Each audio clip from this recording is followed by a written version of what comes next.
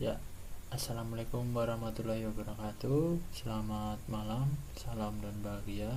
Oke, di sini saya akan menjelaskan sedikit tentang temperatur atau suhu. Oke, ini adalah pengertian yang saya ambil. Ada 3 dari Sarjenta, Nurdin Rianto, dan Wirastuti dan kawan-kawan. Bisa dibaca. Oke. Ya. Untuk temperatur pada lingkungan kerja di sini itu mencakup suhu udara, kebisingan, serta penerangan di tempat kerja. Nah, faktor fisik ini yang akan sangat mempengaruhi kinerja karyawan yang berada di tempat kerja tersebut. Oke. Kemudian untuk agar ruang kerja tersebut memiliki standarisasi kualitas udara yang baik, kita harus memperhatikan yang pertama suhu atau temperatur, kemudian kelembapan, kecepatan aliran udara, kebersihan udara, bau, kualitas ventilasi, pencahayaan, dan kadar debu atau partikulat. Oke, untuk kondisi tubuh manusia, suhu secara normal dari bayi sampai lanjut usia. Oke. Nah, ini adalah kondisi tubuh saat panas dari 37 derajat sampai 44 derajat. Ini yang terdeteksi. 44 derajat atau lebih itu sudah dipastikan meninggal, tetapi ada beberapa pasien yang mampu bertahan sampai suhu di atas 46 derajat Celcius. Oke, selanjutnya adalah kondisi tubuh pada saat dingin. Nah, ini ada 37 derajat normal ke bawah. Ini ada 9 ya. Ini yang kedua sampai antara 26 sampai 24 derajat Celcius ke bawah. Nah, di suhu ini biasanya pasien akan meninggal, tetapi masih ada yang mampu bertahan hingga suhu di bawah 24 derajat Celcius. Biasanya orang kutub. Nah, faktor yang mempengaruhi suhu tubuh manusia yang pertama itu kecepatan metabolisme basal, ada rangsangan saraf, hormon pertumbuhan, hormon tiroid, hormon kelamin, gangguan organ, dan lingkungan. Kemudian keseimbangan panas dalam tubuh manusia dapat dirumuskan S atau kondisi keseimbangan tubuh manusia dari M metabolisme tubuh dikurangi E panas yang hilang karena evaporasi ditambah R pertukaran panas karena radiasi ditambah C pertukaran panas akibat konveksi dan dikurangi W atau aktivitas pada saat kita bekerja. Oke, di sini ada selanjutnya tekanan panas. Tekanan panas atau heat stress biasanya dikatakan sebagai reaksi fisik dan fisiologis pekerja terhadap suhu yang berada di luar kenyamanan bekerja. Nah, asalnya dari mana? Dari suhu dan kelembapan yang tinggi, paparan sinar matahari secara langsung. Kemudian ada gerakan atau aliran udara yang terbatas, kerja fisik yang berat, panas metabolisme tubuh, pakaian kerja, tingkat aklimatisasi atau penyesuaian diri. Nah, kemudian akibatnya yang pertama adalah head cramp atau kita sering menyebutnya kram otot. Ini biasanya sebabnya yaitu ketidakseimbangan cairan dan garam selama melakukan kerja fisik yang berat di lingkungan yang panas.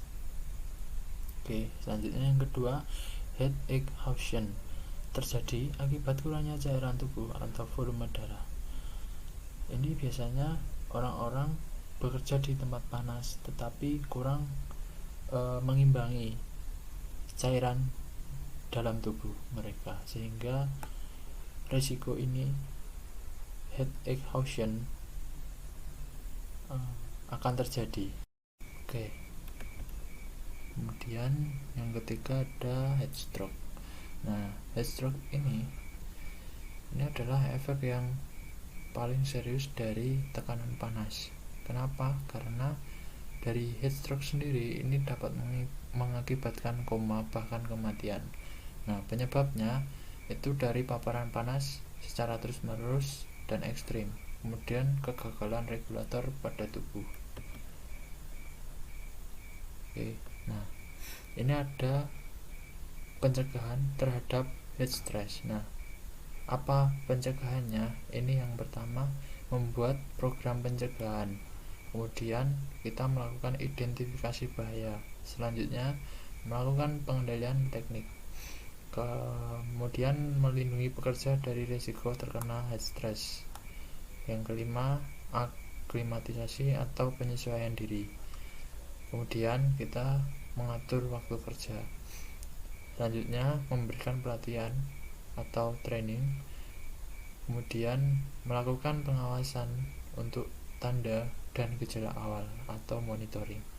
Kemudian kita membuat perencanaan serta melaksanakan tanggap darurat. Nah, ini peraturan pelaksanaan Undang-Undang Nomor 1 Tahun 1970 tentang kondisi tempat kerja agar aman, sehat, dan terhindar dari kecelakaan kerja. Nah, kita harus melihat faktor penyebabnya. Itu dari sumber daya manusia, bahan baku, peralatan, proses produksi, cara kerja, sifat pekerjaan, serta lingkungan kerja. Nah, setelah kita mengetahui faktor penyebabnya, ini dapat kita minimalisir sehingga tempat kerja akan aman dan sehat, sehingga terhindar dari kecelakaan kerja, dan produksi akan sesuai dengan target. Oke. Kemudian ada pengendalian risiko. Di sini ada 5. Yang pertama eliminasi, kemudian substitusi, yang ketiga ada rekayasa teknik, yang keempat pengendalian administrasi, dan yang kelima adalah penggunaan alat pelindung diri. Ini bisa dibaca artinya. Oke, kemudian ada Plan, Do, Check, and Action atau PDC and Act. Nah, Plan, Do, Check, and Action ini bertujuan untuk peningkatan yang berkelanjutan. Ini ada 6 tahapan. Yang pertama, kita harus membuat kebijakan K3, kemudian kita membuat organisasi K3, kemudian membuat perencanaan atau planning. Selanjutnya ada pengendalian secara operasional, kemudian memeriksa dan mengevaluasi kinerja K3 yang telah diterapkan. Nah, kemudian yang terakhir adalah meninjau ulang kinerjanya, apakah sudah baik atau belum. Apabila belum, kita harus kembali merancang ulang agar K3 ini dapat berjalan sesuai apa yang kita harapkan. Nah, apabila sudah sesuai yang kita harapkan, maka ini dapat diterapkan di lingkungan kerja agar lebih baik dan efektif. Nah, ini referensi yang saya ambil. Kemudian mungkin cukup dari saya. Atas nama Teguh Heru Purwanto dari kelas A Teknik Industri. Banyak salah kata, saya mohon maaf. Terima kasih. Wassalamualaikum warahmatullahi wabarakatuh, dan salam.